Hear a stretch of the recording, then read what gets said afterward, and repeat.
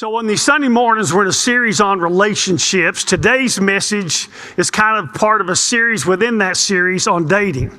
After this, we'll talk about marriage. We'll talk about parenting.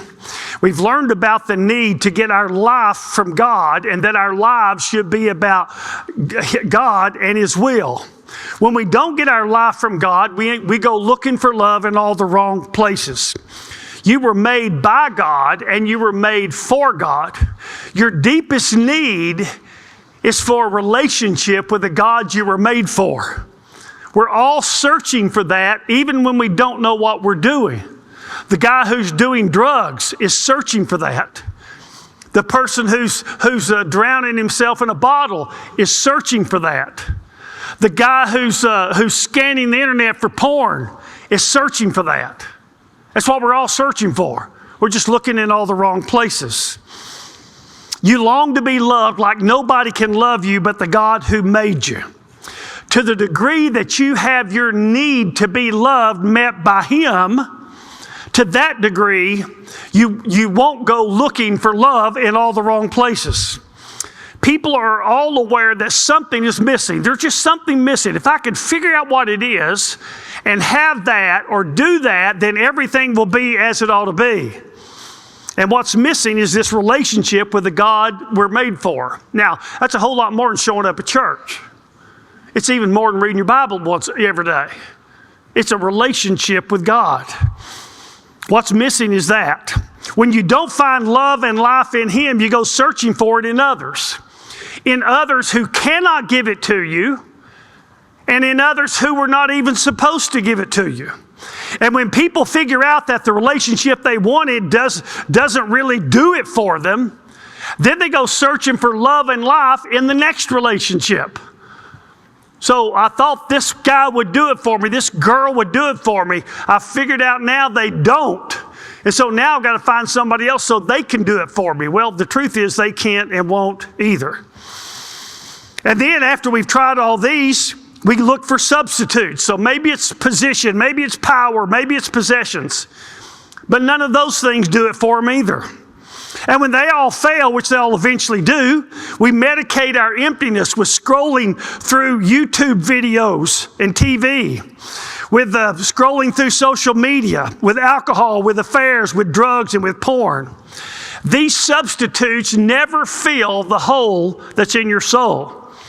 But what they will do is they'll seem to numb the pain, and for a while they'll silence the deafening emptiness that you feel. For a while. If you recall, one of the most famous characters in the Old Testament is King David. Once called by God a man after God's heart, David later fell into a dark period of life and went looking for love in all the wrong places.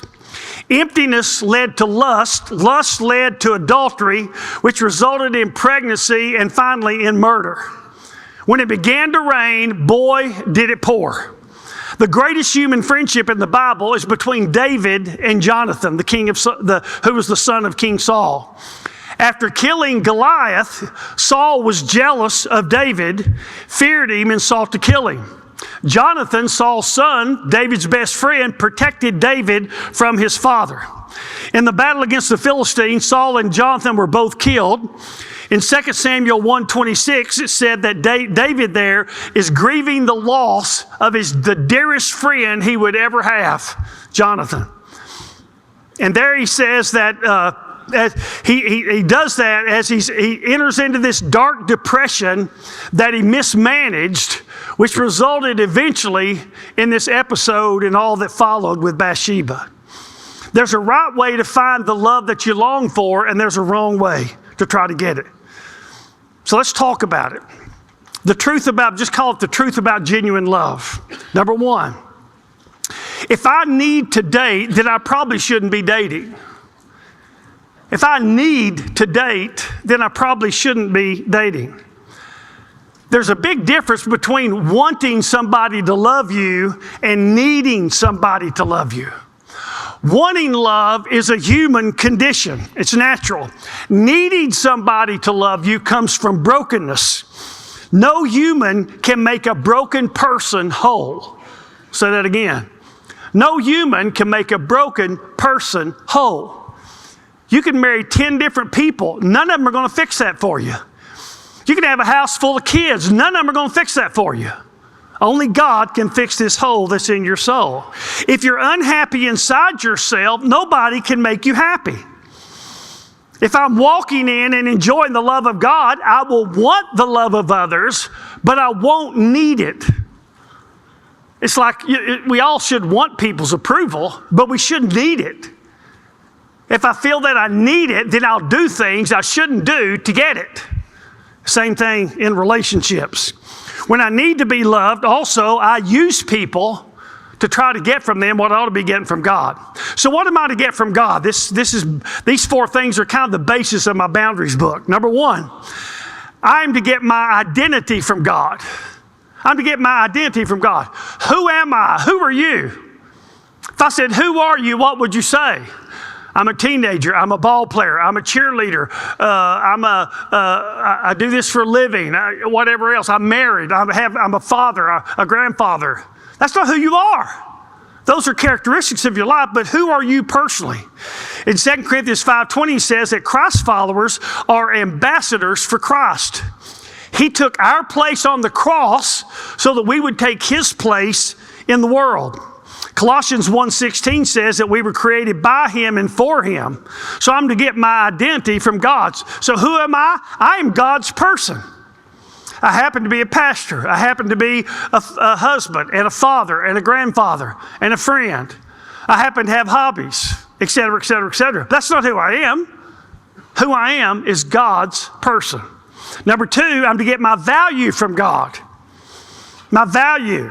Psalm 139:14 and Psalm 100 verse 3 tells us that God made us and that his works are wonderful. Think about it.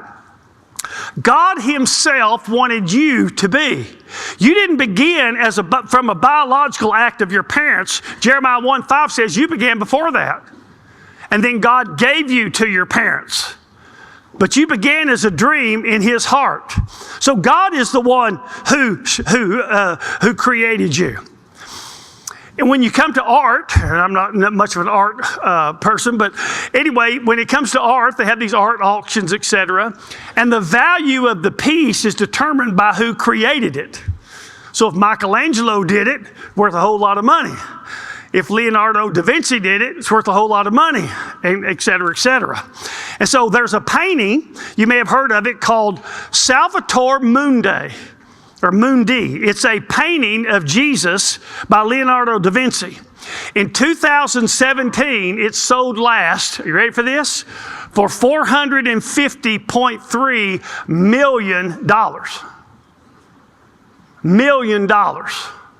Somebody decided it was worth that because of who created it. Now, Almighty God, who always has been, always will be, and is, Almighty God who spoke and everything that is, was, that very God wanted you to be. That's where you get your value. You don't get your value from the fact that some guy or girl likes you, loves you, wants to date you or marry you. You get it from God. If you're getting it from those people, you're going to end up real disappointed. They're going to let you down. And what do you do when they dump you? Does that mean you have no value now? No, you still have value because your value doesn't have anything to do with whether somebody wants to date you or not. It has to do with where you came from and who made you and created you. Your value is in the fact that you are a work of God. So I'm to get my value from God. Number 3, I'm to get my purpose from God. My purpose from God. 2 Corinthians 5:15 tells us that he saved us so we no longer live for ourselves, but for him. Ephesians 2:10 says, before we were even born, God planned the works that he wanted us to do. So my purpose should not be to date and or mate and or become a parent. My purpose is bigger than that. It's to do what God created me to do. Now watch this. If my purpose is tied up in a person, I'm on real shaky ground. Because every one of us can lose the person we least want to lose. A friend of mine buried his wife this weekend. If your world is built around the person you're married to, you're in trouble when you lose them, be that by divorce or death.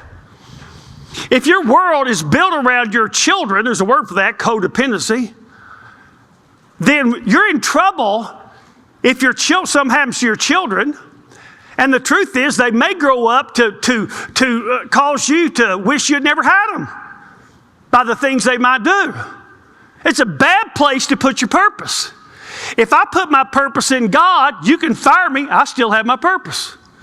If I put my purpose in God, I can lose my wife, lose my kids, lose my grandkids, lose my money, lose my health. I've not lost my purpose.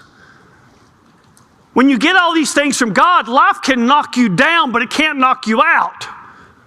Some people get knocked out. There are people on that, I get their stuff on the Facebook. I don't follow them, but it appears. People who've lost mates or children, and they count the days. This is day 12. This is day 426. They're done.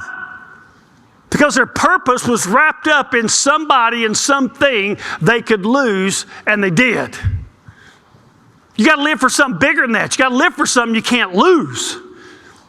And you're made for something bigger than that. Not just you should, but you're made for it. So my purpose is to be the person God made me to be and do the things that God wants me to do. The last thing is that number 4, I'm to get my fulfillment from God. My fulfillment. I'm to get my happiness from God.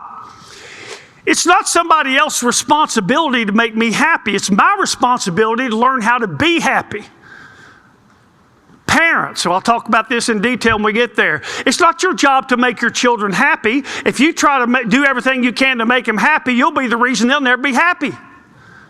Because how do you make them happy? You let them do what they want to do, whatever they want to do, and you give them whatever they want. Well, one day that party runs out.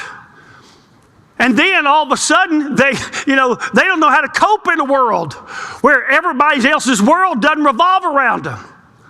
Your job's not to make them happy. Your job is to teach them how to be happy. So when they have a problem, you teach them how to walk through it and learn from it and grow by it rather than going and trying to fix it so they don't have any discomfort. Somebody told me this. It's exaggerated, but apparently not much. They said everybody in college is medicated. Everybody in college is medicated. You know why? Because none of them have any coping skills. We've babied them. We've indulged them. We've protected them. We've done everything we can to make them, quote, happy. And we're the reason they can't be. Don't do that. You got to learn how to be happy in yourself. It's not something you get from another person. Psalm 37:4 says that God will give us the desires of our heart if we delight ourselves in Him. What we do is we delight ourselves in all the stuff we want, not Him. We just want Him to give them to us. In Matthew 6:33, seek first His kingdom, doing what we're made to do, and His righteousness, being who we're made to be, and He'll add everything we need to our lives. But that's not what we seek. We seek to be happy. You've heard me say this. If my goal is to be happy, I'll eventually be unholy. I'll do something sinful to try to be happy. If my goal is to be holy, I'll eventually be happy. Because nothing ultimately makes us happier than being the person God wanted us to be and made us to be and saved us to be. So when I get these 4 things from God, I'm able to love people. When I don't get these 4 things from God, guess where I'm trying to get them? From the person I'm with. I'm trying to get who are you? I'm Rocky's wife or Betsy's husband or Emily's dad. I get my value from them. Well, of course I matter. I'm a father.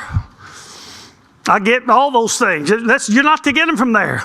If I get those things from God, I become a pretty full cup that's able to give to others. When I don't get those things from God, I remain a pretty empty cup who need others to fill me up.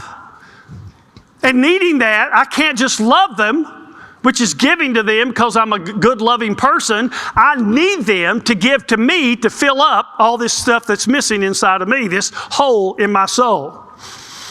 So if I need to date, I probably shouldn't be dating.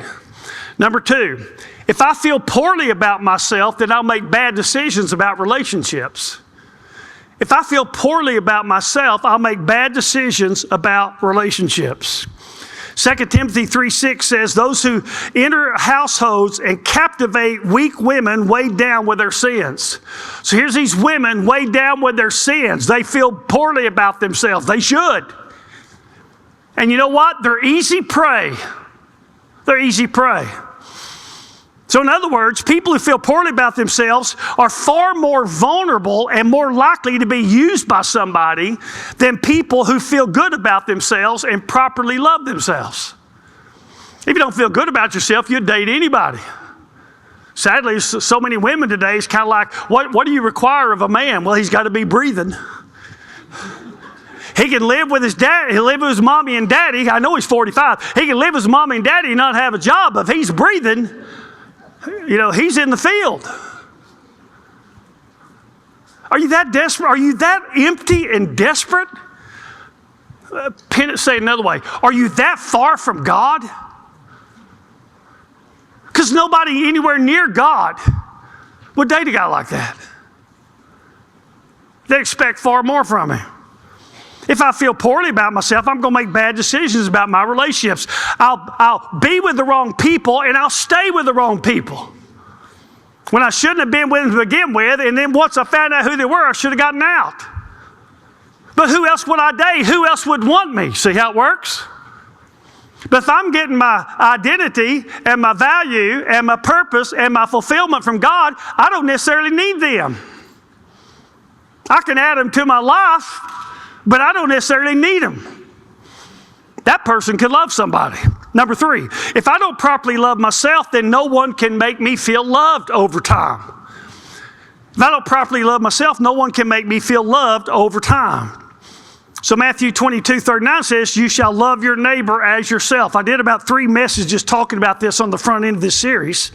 But bottom line, he's saying, how I feel about myself determines how I relate to other people. If I properly love myself, then I can properly love others. If I don't, then I can't. In your outline, the Bible says in Ephesians 5:33 that a husband is to love his wife. How? As himself. Why? Because if he doesn't properly love himself, he can't properly love her. If he's just a broken person who's an empty cup, he can't pour anything into her. He's got to use her to try to fill his cup up, try to fix this hole in his soul. Loving himself makes him full enough to be able to give. If he's empty, he'll need from the relationship more than he can bring to it. Say that again. He'll need from the relationship more than he can bring to it. In any relationship, you ought to bring more to it than you need from it.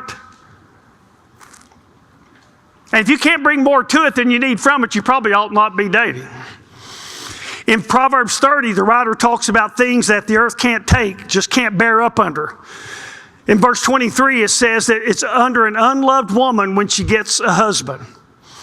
If a woman or any other person, a man, feels unloved on the inside, then no one can make them feel loved from the outside, at least not for long. There's a great John Lennon song, I'd never heard it, but it's popped up on XM radio, called Crippled Inside. It's kind of a reggae thing. I'm going to give you the words to it sometime. One thing you can't hide is when you're crippled inside. You can put makeup on, you can dress up and go to church, but you can't hide when you're crippled inside. And when you're crippled inside, somebody can love you well, but it'll never be enough. The person who doesn't love themselves doesn't just have an empty cup, they don't have a bottom in their cup. And so they'll find somebody who thinks he can heal her. And he'll give and he'll give and he'll give and he'll give. And then one day she'll look at him and say, you don't even love me.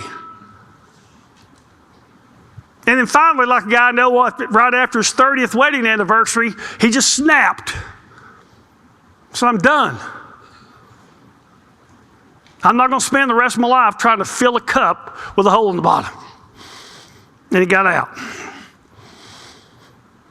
So you can give and give and give, but you'll never make this person feel loved, at least not long term. If I don't love myself properly, then no one else, well, one, I can't love other people properly, but the other thing is nobody else will ever really make me feel loved. Now, why should I feel good about myself? I think I got 4 things. Number 1, I am created by God in His image. I'm created by God in His image. That's a big deal. Yeah, we're all damaged by sin, but you were created in His image. Jesus saved to restore that image. I'm going to say things Wednesday night. This Wednesday night, I'm going to build another message on it later.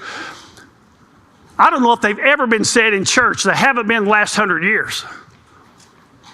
And you're going to go, golly, how did we miss that? But it has to do with this. I'm creating God's image. How significant does that make you? You're not little nobody. See, in churches, we've learned to do this. Well, I'm just a little sinner saved by grace. No, you're not. If you're a believer, you're a human being, broken by sin, yes, but now inhabited by God Himself. How dare you refer to yourself as just a sinner saved by grace? We just keep demeaning ourselves so we can keep feeling good about keep continuing to sin. God didn't save you so He could keep forgiving you till heaven. He saved you to make you like His Son. If you had become like His Son, you wouldn't need to date anybody. You might date and marry, but you wouldn't need to. I'm created by God's image. That's a big deal. Number 2, I'm deeply loved by God as demonstrated in the cross. I'm deeply loved by God as demonstrated in the cross. A holy God who knows the worst about you punished His perfect Son to have you. Stop. No man, woman, boy, or girl will ever do that for you. They can't, they won't. Nobody will ever love you like that. That makes you important, doesn't it? And listen, God doesn't need you. We could all go to hell and He'd have a great day.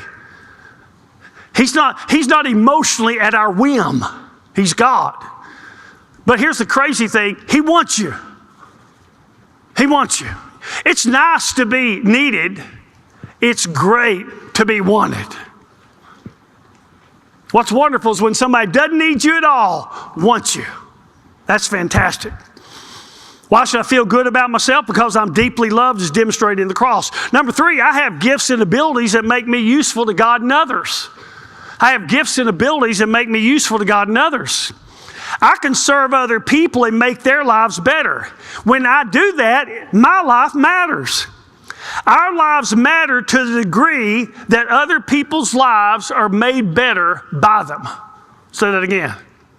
Our lives matter to the degree that other people's lives are made better by them. And if other people's lives aren't made better by yours, your life doesn't matter. You say, my life doesn't matter. Well, it might not. Whose life are you making better? That's how you make your life matter. And if you make other people's lives better, it makes your life matter. If it makes your life matter, it makes you feel pretty good about yourself. Number 4, I'm making choices that enhance my personal value to God and others. I'm making choices that enhance my personal value to God and others. That makes me feel good about myself. When I'm tempted and I say no, I feel good about myself. When there's a right thing to do and I really don't want to do it, but I discipline myself and do it anyway, I feel good about myself. When I look in the mirror and this guy's not a fraud, he's not cheating anybody, he's not lying, I feel good about myself. And feeling good about myself, I can be good in relationships. The better I behave, the more I serve others, the more value I become to God and to people in my life. Think about it. The people that you care about the most in your life are the people who in some way make your life better. The people you care about the most are the people who in some way make your life better. Parent, mate, child, friend, whoever else it is. That's who you care about. Duh. The people who don't make your life better, make your life harder, let me guess, they're not your friends. You don't want to be married to them, right? So it's just people. So how do I endear people to me? Well, I do something that makes their life better. It makes me feel good about myself because I was made to do that, and it makes others care about me. If I don't properly love myself, then nobody will ever be able to make me feel loved. For a while, yes. Over an extended period of time, not a chance. Number 4, if I don't understand the difference, I'll mistake infatuation for love. If I don't understand the difference, I'll mistake infatuation for love. I did a whole message kind of on this called Romantic Love right around Valentine's Day. Most people don't know the difference between love and infatuation. Look at this comparison in your outline. Do I have to fill in the blanks? I left them in. Real love is a commitment. Infatuation is an emotion. Love is more than an involuntary feeling. It's more than you walk on the love boat and there you see her and you're in love. You have this involuntary feeling. That's not love. That's an emotion. Number 2, real love is a choice. Infatuation is a response. Number 3, real love is driven internally. I am choosing to love. I choose to love God first and best. I choose to love others as I'm choosing to love myself. Infatuation is driven externally. I have this involuntary feeling towards you because of something you're doing. So loving God and myself enables me to love you. Loving you is something I do. Watch this. Infatuation is something I feel because of what you do. 2 completely different things. Real love sustains itself. Sustains itself. Infatuation depends upon stimuli. In other words, infatuation, you got to keep stimulating it. You got to keep doing something to keep the feelings up and keep the high going. Jot down and listen to Jude chapter, it's just one chapter, verse 21. There it tells us to keep yourselves in the love of God. It's our personal responsibility to do the things that keep me loving the Lord. In the same way, it's what we do in our marriage. We take responsibility for doing the kinds of things, thinking the kinds of things that keep me in love with my spouse. It's my responsibility. It's not their responsibility to keep performing, jumping through all the hoops so I stay infatuated with them. Now, they ought to do those things that are loving to me, maybe want them. But irregardless, I ought to be the one who is loving from a loving heart and a full cup. It's not just our mate's behavior that results in the feelings of love that we have toward our spouses. Those feelings are also determined by our behavior, especially how we think. So keep yourselves in love with your mate. I just shared this on Facebook this week. Adrian Rogers said this: it's not your love that holds your marriage together, it's your marriage that holds your love together. Great statement. Here's a little explanation of it. Your feelings are not to be the reason for your relationship. Your relationship is to be the reason for your feelings. I'm coming back to that. We're not together just because of how we feel. We feel what we feel with each other because of how we do together. You meet somebody, you're infatuated, you feel like you're in love. Nobody's ever loved like this. And we're going to get married. The question is not how do you feel right now. The question is what are you going to do so you're feeling the right things 20 years from now, 30 years from now, 40 years from now. What are you going to do with it? That's what's going to matter. You shouldn't get married because your feelings. You don't even stay married because your feelings. What you do in marriage is you manage your feelings. And you have feelings you ought not have, and so you restrain them. And then you feed the things that give you the feelings that you ought to have toward the person you made vows to and you're married to. Real love, number 5, is about giving. Infatuation is about getting. Infatuation has nothing to do with what you're doing for the other person. It has to do with what they're doing for you, right? I love you because of the way you make me feel. That sounds like selfishness, not love. I love you because of the way you make me feel. That's infatuation. What real love is how I make you feel. Real love, number 6, is other-centered. Other-centered. Infatuation, self-centered. Number 7, real love is like a thermostat, and infatuation like a thermometer. A thermostat acts and controls the temperature. A thermometer reacts and is controlled by the temperature. Question: are you in control of your feelings? Remember, your feelings are involuntary. You don't plan them, you just have them. I said, was it last week? Your feelings are real, but they may be wrong. Do these involuntary feelings control what you do? Or are you in control of your feelings? The Bible talks about taking every thought captive to the obedience of Christ. What that means is we have a thought or a feeling, and rather than acting on it, we say, is this what the Lord would have me to do? And if it's not, then we don't. You do the same thing with your feelings. I'm feeling something I shouldn't be feeling. It will not control me. I will not act on it. A lot of people mistake infatuation for love. Love is based upon who you are, how you feel about yourself, and knowing a person. Infatuation is based upon how someone, whether you know them or not, makes you feel. Infatuation has no IQ. It just feels something. Love has an IQ. Infatuation can be blind as a bat. Love has eyes wide open. Here's a really sad thing about love. Some people who are truly loved, but because of their brokenness or immaturity, they think nobody loves them. Well, nobody loves me. Yeah, people love you. A lot of people love you. Around here, we love you. Other people get used, like girls who give in to guys physically, and convince themselves that the guy who is using them loves them. You're not the first girl he used. You won't be the last. And you think it's love.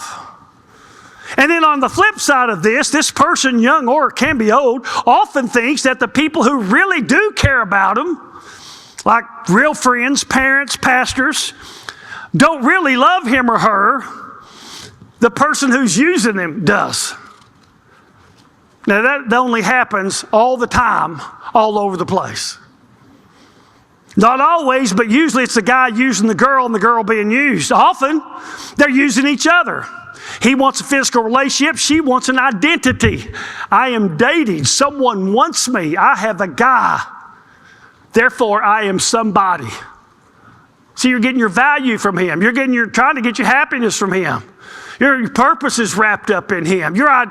Everything's wrapped up in him. You're in trouble. You're in trouble. Or it's for security. A lot of times, if you're older, it's for security. This guy will take care of me. He's got money. They're both using each other. Number 5, physical involvement outside of marriage diminishes my ability to develop genuine intimacy in marriage.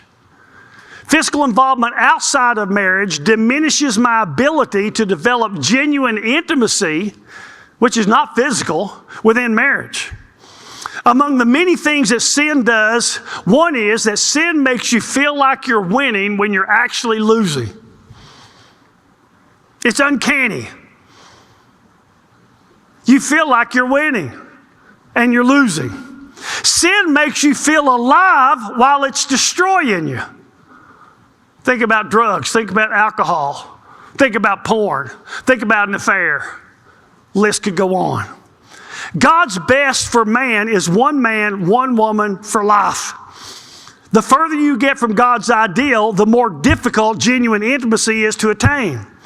Premarital and extramarital involvement always damages. Sometimes it destroys. I'll talk more about that in the days to come. An affair usually, not always, but usually says far more about the empty soul of the person who's being unfaithful than it says about the condition of the marriage. Affairs are most definitely looking for love in all the wrong places.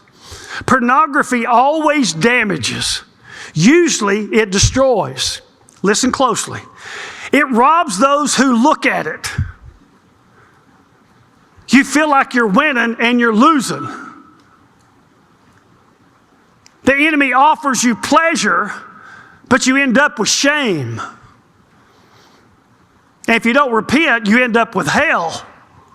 Read your Bible. So it damages you. It robs the person that God intends for you to be with. Now, rather than them getting this person with a clean physical slate, they get somebody with baggage. Maybe a little, maybe a mountain. They get somebody with all these points of reference and comparison. They get somebody with all these memories that the enemy can trigger. Told the men at the retreat, pornography gives the enemy the password to your soul. And he can bring up something from the past in living color that fast on you. Something you've tried to forget, you want to forget, but it comes up. And so it robs the person you're going to be with someday.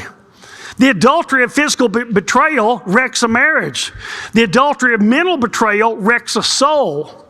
1 Timothy 2:11 says, lust wages war against the soul. Moral purity includes mental purity, or it's not moral purity at all. Empty souls go looking for love in all the wrong places. In doing so, they damage their souls. They damage the person they are with. And they damage what they can one day have with the person they're supposed to be with. There are no winners, only losers. Looking for love in the wrong places diminishes and can destroy your ability to experience love with the right person in the right place. Number 6, emotions should be the result of a relationship, not the reason for the relationship. I hit on this earlier. Emotions should be the result of the relationship, not the reason for the relationship. Listen closely, I'll say it twice. If you remain morally pure in a dating relationship, then your feelings will be based upon the relationship.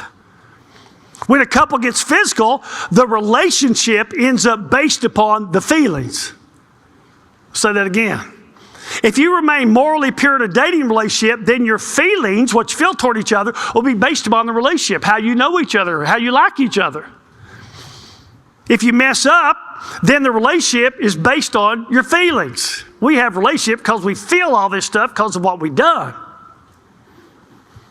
In the first, you feel the way you feel because you know and care about the person. In the second, you feel the way you feel because of what you've done with the person.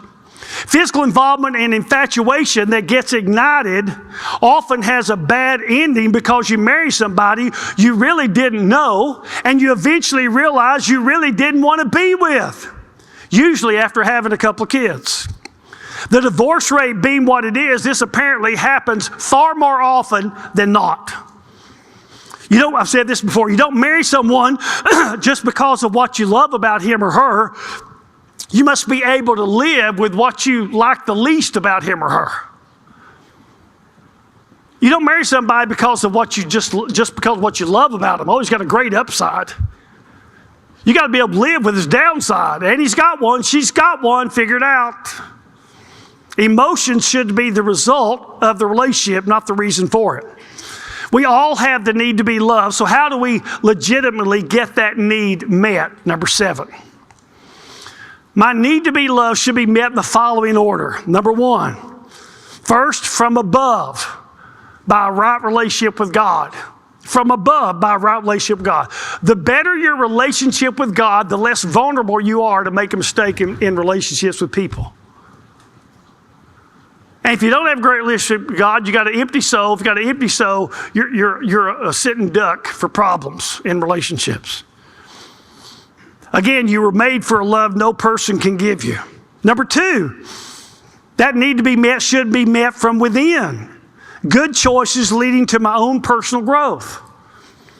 I feel good. I love myself. Why? Because I'm making good choices. This week I was tempted to do 5 things, and I really, really wanted to do them, but I knew the Lord didn't want me to, and all 5 times I said no. You're starting to like yourself, aren't you? A lot. It's good.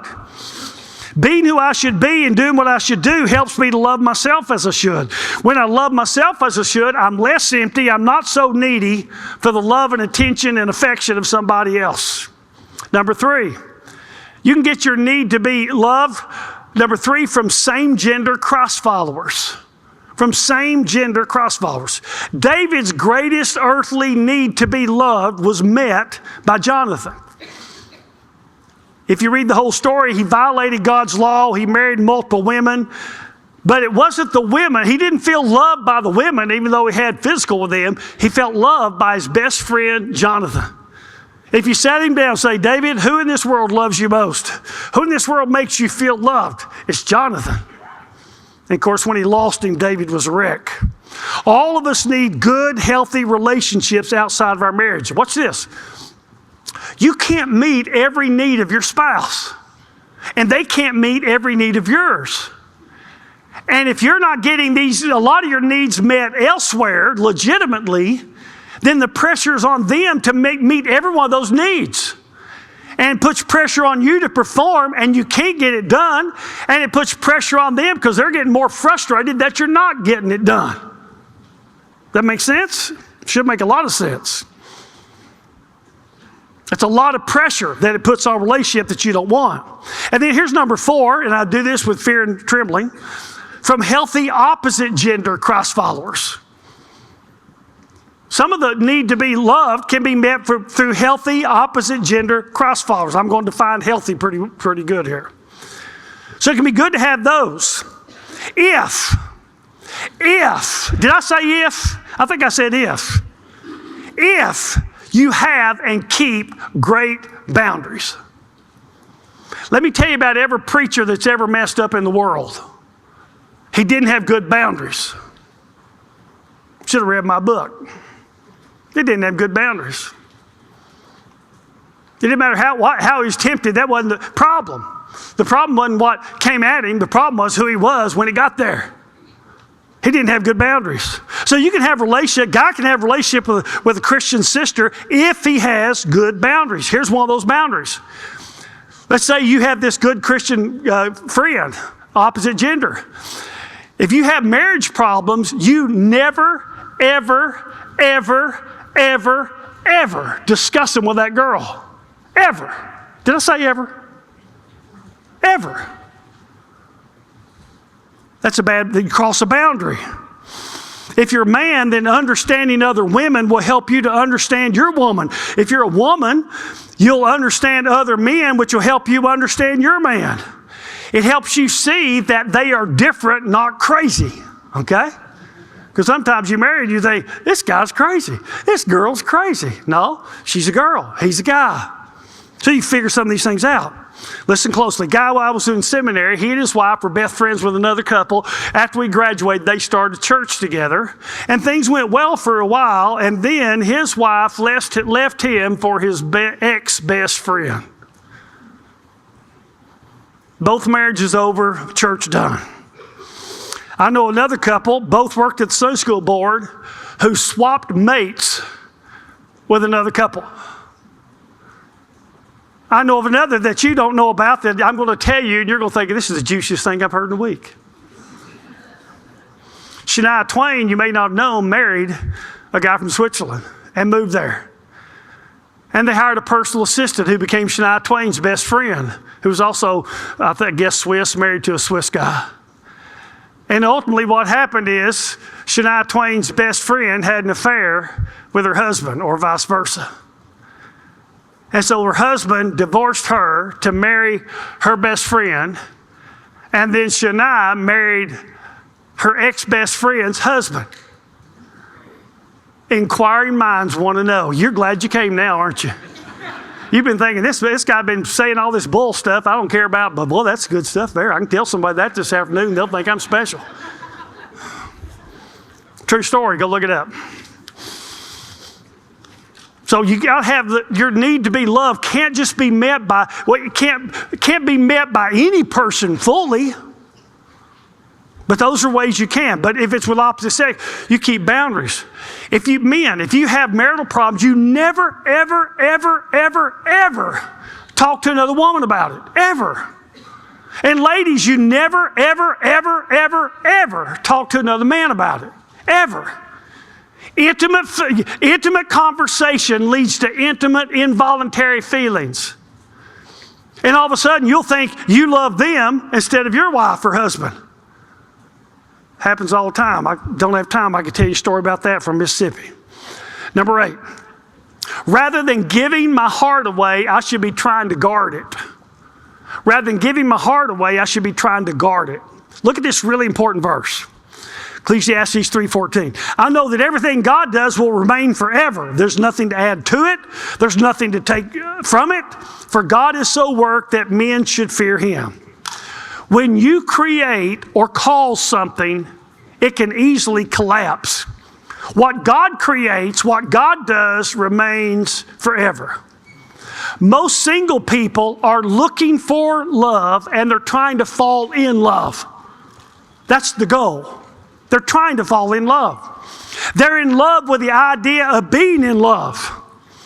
They enter a relationship and the first thing they do is put the romantic pedal to the metal, doing everything they can to make this relationship go to where they want it to go, which is being in love at least and probably get married. Excuse me.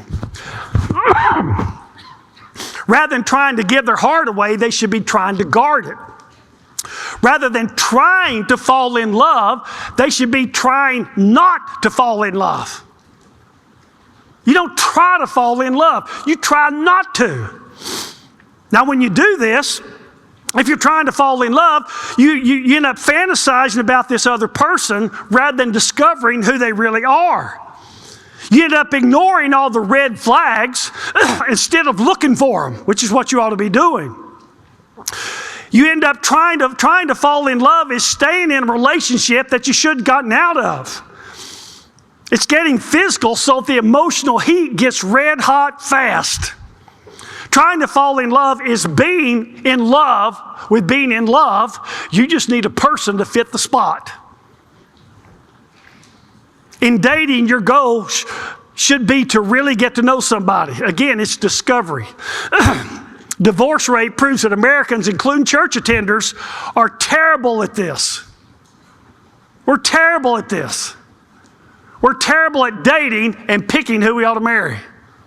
Because divorce rate inside churches is no different from among the heathen. It's just no different. Marriages hardly ever fail because people change. Marriages fail because people don't change. I'll say that again. Marriages hardly ever fail because people change. They fail because people don't change. And a lot of people say, well, he's changed. No, he hadn't. He was like that the whole time. You just weren't willing to see it. Every time a red flag went up, you popped it back down. You're playing whack-a-mole with all the red flags. Because you had an outcome in mind and you weren't going to let anything get in the way of it. And so what you had was blind infatuation. And now you're having, people say love is blind. Well, marriage can be a real eye-opener, okay? Be a real eye-opener. All the questionable behaviors get swept under the emotional rug of denial. Women especially live under the illusion that they can change a man into who they want him to be. Don't count on it. What you'll do is create unwanted tension. And the more you try to change him, the more he'll dig his heels in. I'm not going to ask men to give me an amen, but there'll be a lot of them. So I'd get a lot of amens and we'd have a lot of mad wives. That's exactly what they'll do. They didn't want to marry their mother. They don't want somebody nagging them trying to change them. That's why dating is discovery. Can you live with this guy like this? Oh, he'll get better when I marry him. No, he'll get worse. I guarantee it, he'll get worse. Whatever you're seeing on the surface, the little flaws, they'll be deeper than you think they are. They may not be catastrophic, but they're going to be real. All these married people are going, gosh, she's so right, but I ain't going to say a word about it. Hush. Dating is about discovering who the person is. You never try to change who someone is. You discover who they really are. If you think you love them, can you live with the thing you like least about them? And what you like least is more likely to get worse in marriage, not better. Never date and marry a fixer-upper or a project. If you marry a damsel in distress, you end up with a distressed damsel. You can't heal her. You can't fix what's broken in her. Don't think you can. And be real careful. I fell to this back early in college. Well, I guess it was high school. In high school, there was a girl that I pitied, and it felt like love, but I really pitied her. I have a friend who married a girl he pitied. Didn't last long. It's a powerful feeling. If you're a good person, it's a powerful feeling to want to rescue somebody. You don't rescue somebody in dating and marriage. That's a recipe for disaster. You'll become a statistic and a part-time parent. Back to Ecclesiastes 3:14 and we're through. If you'll guard your heart rather than trying to give it away, if you'll try not to fall in love rather than trying to fall in love, if you'll work at discovering who this person is rather than ignoring who they really are so this will work, here's what will one day happen. You'll find yourself maybe out of the blue, head over heels for somebody you tried your best not to fall in love with. That's the person you marry. I wasn't trying to fall in love with her or him. I was trying my best not to. We've done nothing to create feelings and emotion. We've stayed morally, absolutely pure. And I can't think about living my life without this person in it.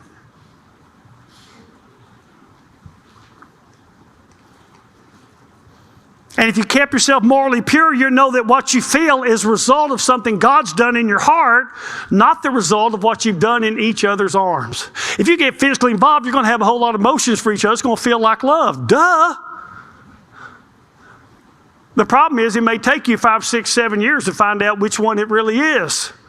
And apparently, more often than not, it's not the good one.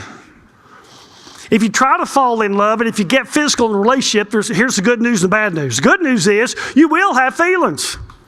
The bad news is that you can't be sure why you have those feelings. Time will eventually tell, and time can be a brutal teacher. Brutal. Everything God does will remain forever. So follow His will. Find life in Him. Guard your heart. Be morally pure. If you will, then you can know that the feelings of love that you have are a result of what God's done in your heart, not what you've done in each other's arms. The God who loves you, who punished His Son to have you, who promises you a perfect eternity, always, always, always, did I say always? Has your best interest at heart. And not only does He want what's best for you, He knows what's best. God is all-knowing. Say there's 10 guys you'd think about dating or girls, and you think, well, I could marry either one, and maybe I could marry any of them. God could tell you how every one of them would turn out before you go out on the first date.